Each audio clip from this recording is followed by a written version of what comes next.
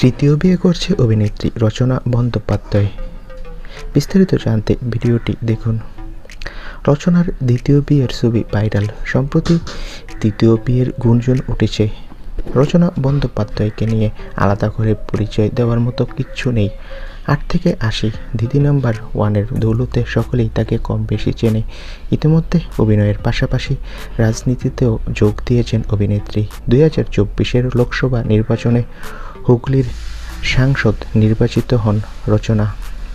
ব্যক্তিগত জীবনে অভিনেত্রী বিয়ে করেছে 2টা। 2004 সালে তার প্রথম বিয়ে ভাঙে। সিদ্ধার্থ মহাপাত্রকে বিয়ে করেছিল প্রেম করে। সেই সম্পর্ক ভাঙার পর 2007 সালে আরও একটা বিয়ে করেছিল প্রবাল বসুকে। প্রবাল বসুর সাথে বিচ্ছেদ না হলেও একসাথে থাকেন না, শুধুমাত্র ছেলেকে নিয়েই থাকে অভিনেত্রী রচনা বন্দ্যোপাধ্যায়। তবে সম্প্রতি প্রশ্ন উঠেছে অভিনেত্রী নাকি তৃতীয় বিয়ে করছে।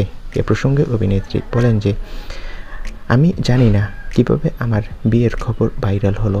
আসলে এরকম কোনো কথাই ওঠেনি, চিন্তা তো দূরের কথা। তো বন্ধুরা, রচনা জানালো যে তিনি তৃতীয় বিয়ে নিয়ে ভাবছে না। এ বিষয়ে তোমাদের মন্তব্য কি? তোমাদের কার কার রচনার অভিনয় ভালো লাগে? কমেন্ট করে জানাও। ধন্যবাদ।